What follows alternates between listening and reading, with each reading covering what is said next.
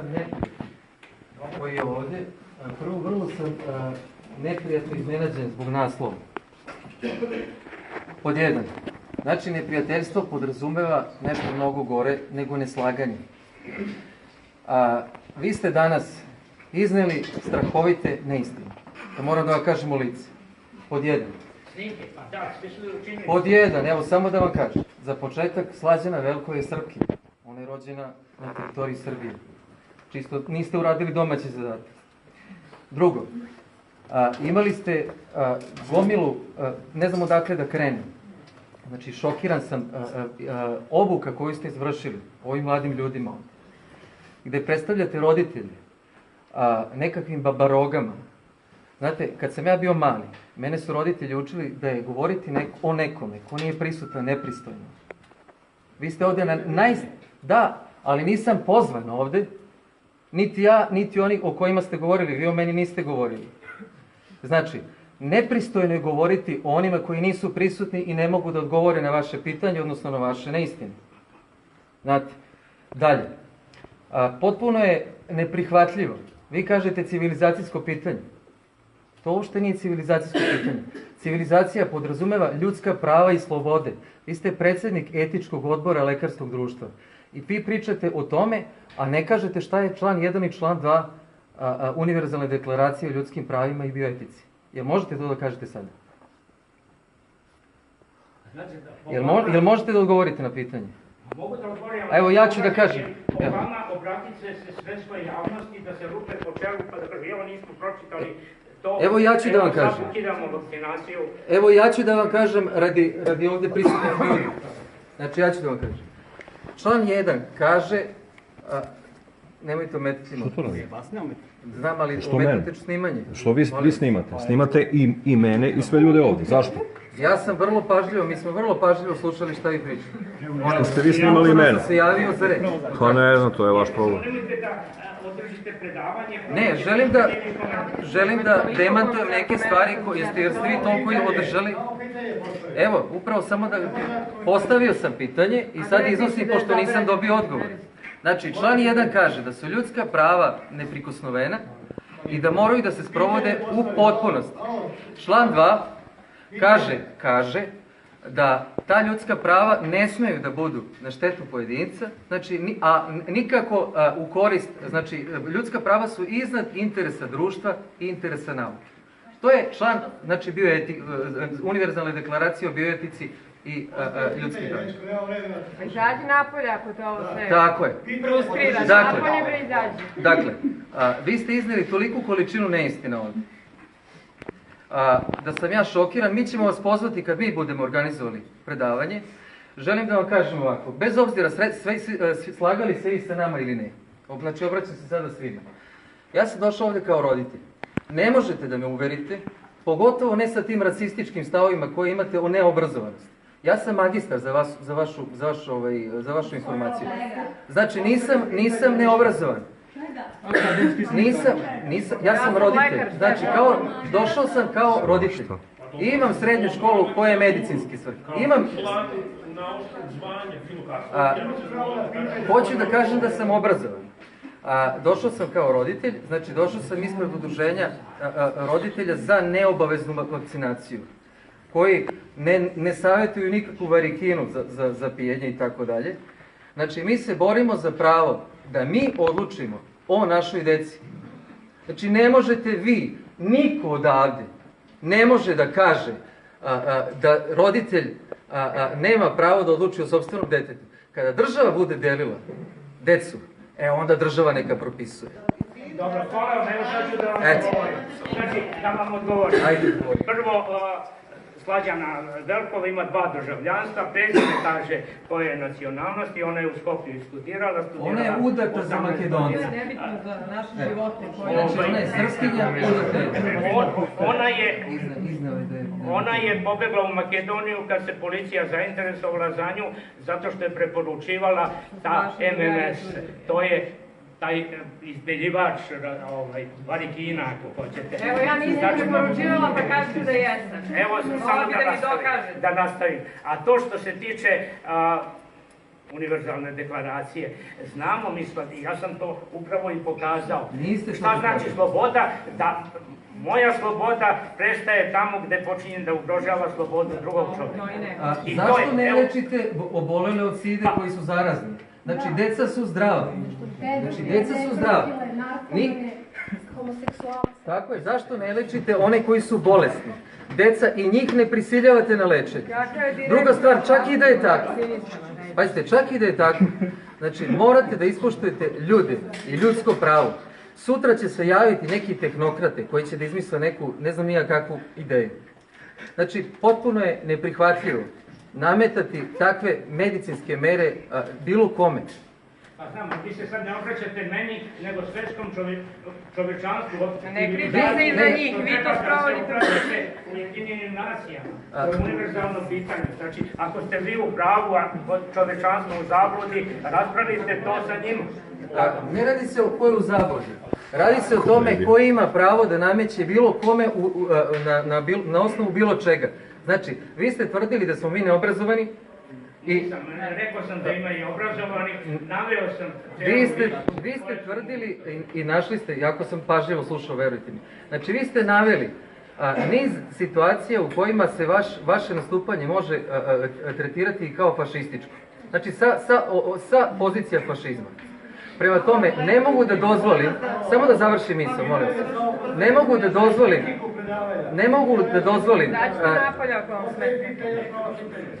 da dozvolim da na bilo koji način nameknete vaš stav pod okriljem nauke. Evo, gospodine, ja sam nauki koji posle novog predavanja. Iz nauke. I zanima ovako, vi ste rekli, vi, na primjer, vaše dete nećete da vakcinišete. Da. To je vaše mišljenje. Sada desi se situacija ovako. Vi imate dete od 6 do 10 godina. Odete na slavu. Mi, većina odete, potrebno da su iz Srbije, slavimo slavu, odete na slavu. Ja, na primjer, imam novorođenče, godinu dana. Vi niste vakcinisali dete nije iskazalo simptome, pa se nije nosilac ili kerija. Ne može biti ako je nevakcinisan, izvinite, vakcinisan može da ima sve. Molim vas, samo moment. On ja vas, ja to znam pa ću vam reći. Samo moment. Kako može? Tako je, ali to je... Nemojte mi reći, kako objasnite vi, molim? Ajde nauka, stara. Ajde nauka, knjiga iz imunologije, doktor Vera Jerošanić. Evo ovo tamo se javlja. To što čovjek ne završi, pa može čovjek ne Ajde, čujemo, izvolite. Mi znamo što će čovjek. Samo da mi gospodin odgovori čega je magistar, pošto je već pomenuo da je magistar, mislim da svi želimo da znamo. Ekonomista. Ekonomista sa...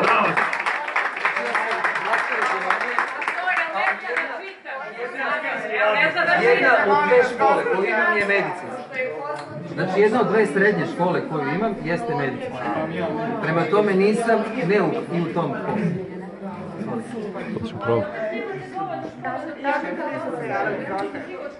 Evo ja imam Kažete da vam objasnim. Prestanite bre. Ko ste vi u odnosu na te imunologije? Evo kreću Da je to najbolja stvar na svetu, nemate pravo da namećete, razumete li to? Da je najbolja stvar, da je spasimo se. Ja vam kažem za nauku, a nigde nema naučna metoda. Evropski sud je rekao da nije dokazano da vakcine ne izazivaju posledice, da nema štete, da nisu štetne. Nije dokazano. Ali nije dokazano ni da ovi ne izazivaju štete.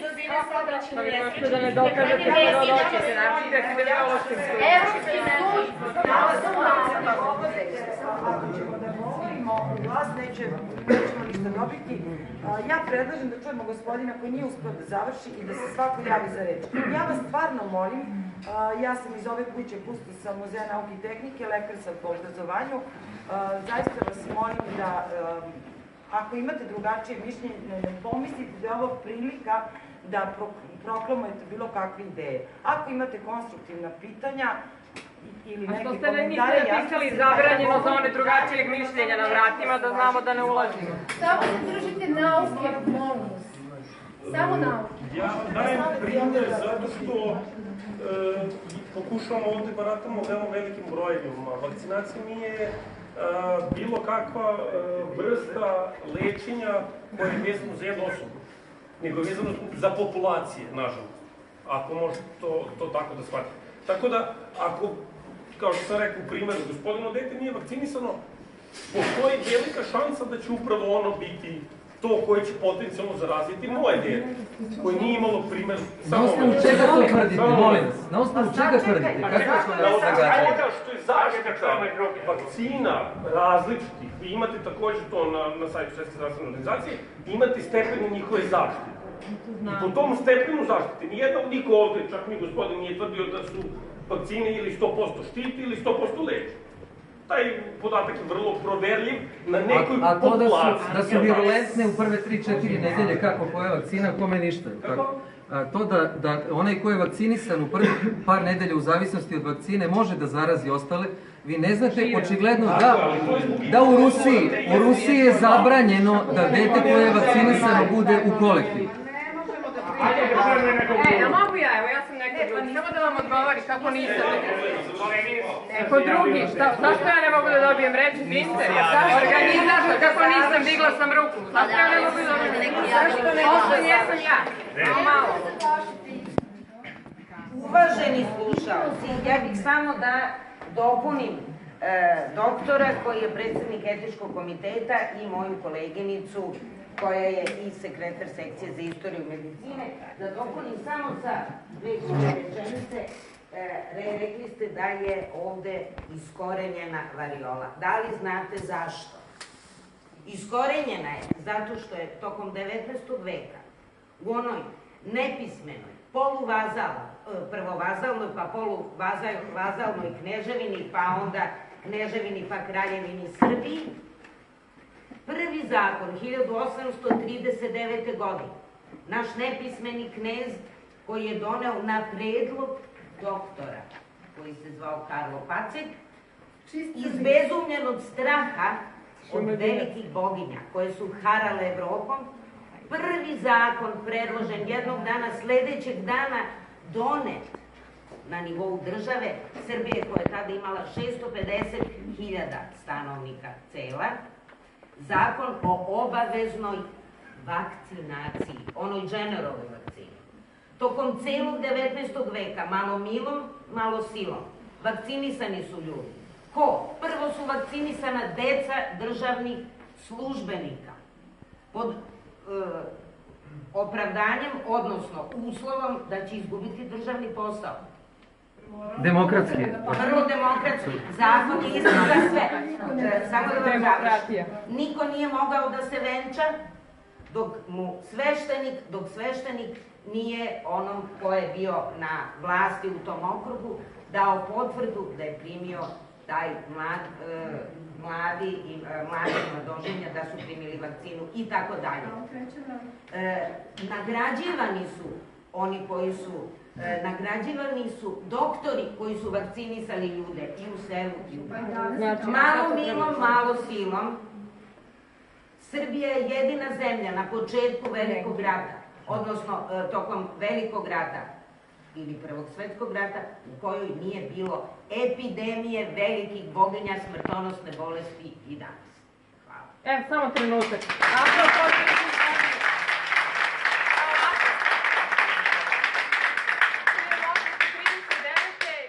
Vakcinacija obavezna nakon 60 godina prema podacima Predraga Kona 35.000 mrtvih od variole. Znači 60 godina obavezne vakcinacije i ta količina umrlih. Sad mi nemojte samo reći da bi bilo 350.000 da nije bilo vakcinacije. Prema podacima, je li tako? A vi to znate, stručno naučno, je li tako? Prema podacima iz inostranstva isto gledano, znači gde god se uvodila vakcinacija bilo je povećana incidencija bolesti. Samo vama da odgovorim, apropo naše dece koja su tako opasne za vašu, je li tako? Dobro, ajde sad malo da karikiramo stvari. Profesor imunologije Vera Jerand-Patić u svojoj knjizi iz imunologije piše da je eradikacija malih boginja nemoguća zbog toga što vakcinisani imaju subkliničku i atipičnu sliku bolesti i neprepoznati šire zarazu. O ovome mogu da vam dam 20-ak radova ako želite da pročitate kako se od vakcinisanih ljudi širila zaraza na nevakcinisane. Tako da vaša teorija da su samo nevakcinisana deca zarazna, prvo nisu u startu, a druga ona mogu biti prepoznata, jel me razumete, prepoznata i stavljena u izolaciju, a nevakcinisana ne mogu. Znači, vaše vakcinisano dete je opasnije jer ga ne možemo prepoznati u odnosu na naše nevakcinisane. I šta je smešno? A i šta je smešno, majke? Ne, ali to vam pričaju profesori imunologije i naučni radovi, ne ja. Ne ja. Ja nisam rekao da su vaši veći rizik, kao što ste vi izgovorili. Ne, ja sam vas razumela. Sam rekao da potencijalno veći rizik. Ali zato vakcinisani nisu rizik, jel imate vi skotom za tu situaciju? Kao što znate, sve vakcine koje bilo ko primi, vi ste lekar, ja sam pratio naravno i vaše izlaganja. Jesam, da. Čisto zato što sam u ovoj tematici. A dobro, lepo. I vakcinisane osobe mogu da budu carrier, jel tako? Ali se na njih ne vrši hajka, jel tako? Ali, većina ljudi koji nose bolest, većina, su ljudi koji su nevakcinisani. Na primjer, vaša snajka kad dođe na slavu, ona nije sigurno vakcinisana protiv malih boginja i ona je recimo potencijalno, ako nije dete do 5 godina, ona je potencijalno opasna. Da li mislite da vi i ja možda nismo da vi i ja ne možemo da obolimo u 40 godina? Pa možemo, pa vi i ja kad smo vakcinisani, vi i ja recimo. Smo mi opasno za to našu djeci, vašu i moju. Tako je, ali da imunitet, gde je dokaz da traje doživotno? Znači, vi meni pokušate da objasnite da nećete da primite nešto, bez ikakvog naučnog podatka. Ma taman posao da nemam naučni podatak, pa ako ste pratili, znate da ima. Gospodin je prilično dobro objasnio, pošto ja iz drugih struke, ja nisam lekar, ali sam u nauci koja se bavi vakcinama, molekularnim biologom, i uska mi je specijalnost vakcina. Baš uska. Dobro. I gospodin je objasnio, potrudio se, i aluminijum, i tiomersa. Ne, aluminijum nije objasnio, sad ću vam reći. Znači, gospodin je govorio o fenoralnom unosu, pa jako je znači, pa možemo da pričamo i trebamo da pričamo. Znači, nije isto popiti aluminijum i ubrizgati ga pod kožu. 0,25% se resorbuje feroralnim, a 100% kada se injicira. Znači, to je jako značajno ako ste već naučnik i svi ovde, znači, poklonici evidence-based medicine, to je naučno istraživanje, rekao. Znači, to je jedno čisto onako, ajde kažem, zamajavajuća floskula da dete pije mleko i da njime unosi aluminijum. To je sasvim drugačije od uneti ga pod kožu. Tako da sad možemo do sutra, ne bih... Ako se pravi depo i bilo kakve namirnice koje uzima, onda bi vi morali da ograničite uzimanje namirnica. Znači, pa znači šta, čovjek možda se potrudi, izvinite, da bude što manje, ali jedna stvar je uneti to u telo svog puta. Da li ubrizgavate mleko? Da li ubrizgavate mleko na svom detetu? Potreba kao ljudi protiv vakcine. Ko vam je rekao? Ko vam je bre rekao da su protiv vakcine? Znači, mene da ostave na miru država, u vezi moje dece ne bi ja rekla nikad. Što me briga? Da idem da misionarim, pa budem pevačica u Grandu, ako hoće da budem popularna. A ne da rizikujem oduzimanje licence kao lekar. Znači, to je sasvim smešno da ljudi žele da budu popularni na ovu temu, koja je krajnje rizična. Šta kažete? Ne morate, tako? Šta ne? Ne morate poštovati ni Hipokratovu zakletvu. A što ne bi ja poštovala? Pa zato što vi sad upravo kažete da jedno od načela civilizacije ne morate poštovati. Nisam vas razumela. Čoveče, pa vakcine oštećuju ljudi. Ja vas molim. Manite ideološke konstrukte o vakcinaciji, pseudo-religiozne pobogu.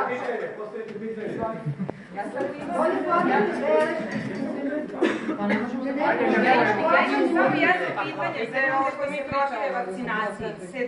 35 dece koji umrlo od malih boginja u Rumuniji, sva su deca bila nevakcinisana. Čija je to odgovornost? Eto, samo Romska deca neuhranjena, profesor Sladoljev je odgovorio epidemiolog hrvatski. Znači ne radi se o fašizmu, radi se o podacima. Znači radi se o deci koja su neuhranjena, bolesna, koja su živjela u nehigijenskim uslovima. Profesor epidemiolog Sladoljev je članak imunolog, izvinjavam se. Jel treba onda bolesnu djecu žrtvovati? Ne daj Bože, ali ja vam kažem, nemojte da baratate poluinformacijama, o tome se radi. To su, pazite, ovo sve što radite sada, to se zove astroturfizam.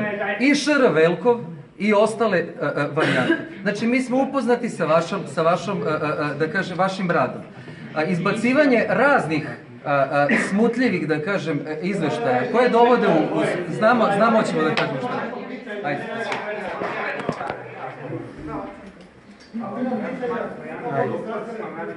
za majku i dete. Stanite samo se bolje. Okrenite se. Ne, ja vas čujem odlično. Mislio sam zbog ostalo. Evo i mi bi da čujemo. Ovako, znači, mene je drug doveo ovde, ja sam čuo da vi imate predavanje. Da kažem samo kratko o sebi, da me ne bi svrstali u neki od ovih podkategorija koje ste prikazali. Znači, ja sam završio medicinu sa 9,76. Nikad u životu ispit nisam pao, nikad nisam polagao 2 puta. Zaposlen sam na institutu za majke i dete, specijalizant sam dečje hirurgije, imam godinu dana do kraja. Završavam doktorski studij iz medicinske farmakologije. Sad ovako. Znači, imam 2 dete. Prvo dete je parcijalno vakcinisano, drugo dete nije vakcinisano. Zašto? Moje kolege meni daju određene informacije, ja te informacije proveravam i kada bi mi neko pričao o vakcini, ja pitam svakog od svojih kolega da mi odgovori na par pitanja. Zašto ste vi posljedni, zašto sam ja došao ovde? Zato što hoću vas da pitam. Da li mi dozvoljavate pola minuta da pročitam ono što sam ja našao i ono što mene interesuje da mi odgovori? Jel nije problem? Ja se slažu sve. Slažem. Znači, ono što je meni privuklo pažnju, znači koleginica ovde, postavljam da je koleginica, evidence-based medicine, što je suština čitave priče. Ono što je mene zapanjilo je i zašto sam uzeo samo ovo da vas pitam, zato što je ovo rekao Jonas Salk. Znači, on je najveći autoritet, ne citiram nijednog drugog autora. Sad, znači, ovo su podaci, ja sam stavio referenci kako može se proveri. Od 30. augusta 54. do 30. augusta 55. Znači, to je period od godinu dana. Massachusetts je imao 273 slučaja obolelih od poliomijelitisa, spomenuli ste ga. Pre nego što je masovno vakcinisanje počelo i 2027 nakon toga. To je predstavljalo porast stope od 642%. Jonas Salk, znate da je razvio 55. prvu vakcinu, mrtve poliovirusi, 76. godine svedoči pred kongresnim komitetom da je vakcina oralna sa živim virusom jedina koja se koristi u Americi od početka 60-ih, Sabin je 59. napravio, kako se ja sećam, bila glavni, ako ne jedini uzrok svih prijavljenih slučajeva poliomijelitisa od 61. godine. Dr. Salk je naredne godine iznao sljedeću izjavu u časopisu Science, osim ne znam sad koliko je vas nekara, da znate šta je Science. Živa poliovakcina je predstavlja glavni uzrok rastućeg broja slučaja paralitičkog poliomijelitisa u Sjedinim državama 72. godine. Da bi se izbjeglo pojavljivanje takvih slučajeva, bilo bi potrebno prekinuti supotrebu rutinske žive poliovakcine. Dr. Jonas Salk, Science, April 4, 1977. Mogu ako dozvoliti dalje, znači 10 godina oni istraživaju. Vidite, postojala je poznata ta surednjivost između Salka i Sabina i Koprovskog. Salk je napravio mrtvu, Sabin živu vakcinu. Zahvaljujući Sabinove vakcini, tačno je da je ona mnogo više korišćena. Recimo, kad sam ja bio mlad u Evropi, je jedino Švedska, ali mi ne možemo da upoređujemo Švedsku sa Srbijom, koristila mrtvu vakcinu. Imali su za to argumente epidemiološki logične. Znači, zahvaljujući živoj vakcini, mi smo sad pred iskorenjenjem polija u celom svetu. Tačno je da kada, zahvaljujući toj vakcini, dramatično oborite učestale bolesti, onda ne obolevaju više od divljeg virusa, nego se javljaju ti postvakcinalni slučajevi. Ma koliko bili retki, oni su, znači, vidite ovako, američko iskustvo je ukupno, da dajete 6 vakcina, 1 na 27 miliona, ali što se prve doze tiče, dešavalo se da bude jedna paraliza na 750.000 vakcinisanih. Ali, imajući to u vidu, postiglo se da Amerika više nema poliomijelitisa i da nije rata u Afganistanu, polio bi bio iskorenjen. Biće u najskoroj budućnosti i onda prestaje vakcinacija. A taj tip 2, koji je dovodio najčešće do paraliza postvakcinalnih, on je iskorenjen, nema ga već 1999. nema ga u Srbiji. Znači, postignut je ogroman uspeh. Niko ne tvrdi da svaka intervencija nosi određeni rizik. Vi ste dečiji hirurg, ako operišete gomuku slepo strevo, ne možete sada garantujete da se o tome se radi. Radi se o odnosu koristi i rizika. Ovdje je korist enormna. A ko je taj ko će da kaže šta je korist? Otkud vama pravo? Ne, ali otkud pravo da na zdravom detetu, kad je dete bolesno pa se operiše, pa traži se roditeljska saglasnost za bolesnika. Da neće, za nekoliko godina neće biti polija i neće biti potrebe više da se vakciniše. Sada je već, pazite, već je dvovalent, pošto tog tipa najopasnijeg nema, sad je 2 tipa mrtva vakcina od aprila prošle godine u celom svijetu. Ali, znači, postoje ljudi koji se time bave i koji mogu detaljno da objasnim, mogu i ja, zato što se tim bavim, zašto je to tako i zašto je to neverovatan uspjeh. Ne možete da objasniti Aleksandri Babić koja ima presudu suda da je polio iz Torlaka, znači dete je obolelo, sad ima preko 30 godina. Možete njoj da objasnite kako će biti iskorenjeno? Vi ne sumnjate da će polio biti iskorenjeno? Pa pazite, da ja ne bacam pasulj, znači. Budite samo uvereni da ne pripadate većini čovječanstva. Ja ne bacam pasulj, znači, ne bavim se pasulj. Ne, mogu želim da se zahvalim profesoru na ovom predavanju i mi smo imali izbor sami da dođemo ovde i želeli smo mi kao studenti ovde da imamo pravo isto glasa. Mi smo sami želeli, niko nas nije pozvao, videli smo da postoji predavanje, želeli smo nešto da čujemo, tako ste i vi mogli, isto niko nije morao da vas poziva ili tako nešto. I mi ne želimo ovde da slušamo skroz je u redu da vi imate drugačije mišljenje i da ga na lep način iznesete, a ne da napadate ovde i da nam pokazujete neki možda ne baš tako dobar primer, jer upadate u reč drugima, pa upadate u reč i ne dozvoljavate nikome da iznese svoje. To nije lepo, ali je lepo oduzimati decu. Tako je, i napadate našu decu i naše roditelje.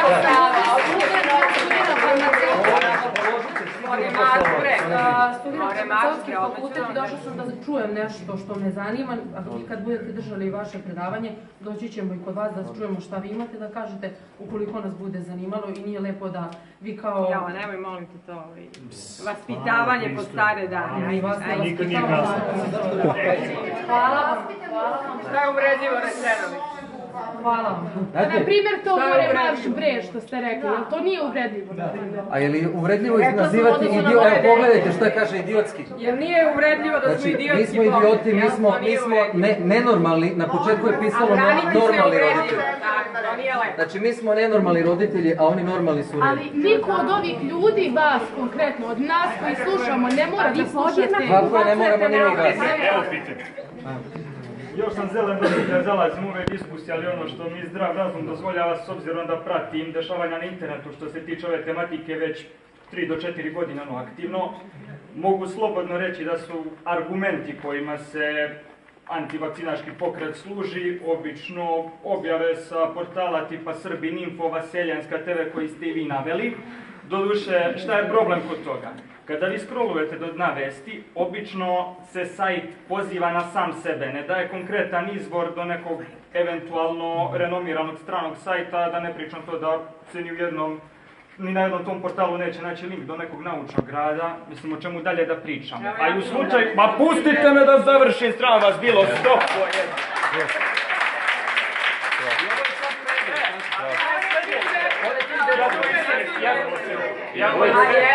Samo da završim, ako im se omakne da objave eventualno link do nekog naučnog rada, to obično bude davno diskreditovan naučni rad, mislim koji relativno laiku može da bude jasno da tu nema ni i od istine. To je to. Nemam samo konstatacije, to je to. Veliko iskustvo u botovanju, tako često. Ajde, neka bi onda... Nije završio. Kolegi, ti si reče student čega? Student molekularne biologije. Molekularne biologije. Ajde, znaš šta je PubMed? To ti je nešto kao Google, Znam šta je PubMed. Medline. Evo, poslaćemo ti. Vidi, otidi na PubMed, ukucaj MMR, ukucaj MUMS. Mene to nije mrzalo, ja sam rekao da imam 2 dece, jedno je parcijalno vakcinisano, drugo nije. Ima razlog zašto. Znači, pazi, ja medicinu učim evidence based. Znači, idi, ukucaj radovi i kreni od 2017. u rikvec i gledaj Englesku, Holandiju, koje god hoćeš zemlje. I ukucaj u pretrazi, znači, vakcinisana populacija, izbijanje epidemije. i onda možemo da pričamo. Može tako? Vidjet ćeš da ovo, znači vidjet ćeš da preko 95% slučajeva, oni koji su boleli od te bolesti su vakcinisani. Zaključak studije, svake do jedne, nije bio, ne dovode u pitanje efekat vakcine, nego da treba pojačati dozu. Razumeš u čemu je problem? Da li si realan u tom istraživanju? Znači ti se šiftuješ. Znači zašto sam ja rekao prosjek i sve? Ne da bi se ja pravio pametan pred vama, vas boli uvo koji sam ja. Znači suština čitave Suština je statistika o kojoj je profesor pričao, svuda imamo neželjene...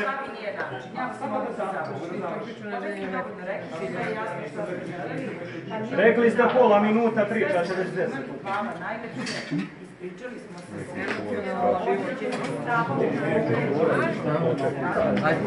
Ajde.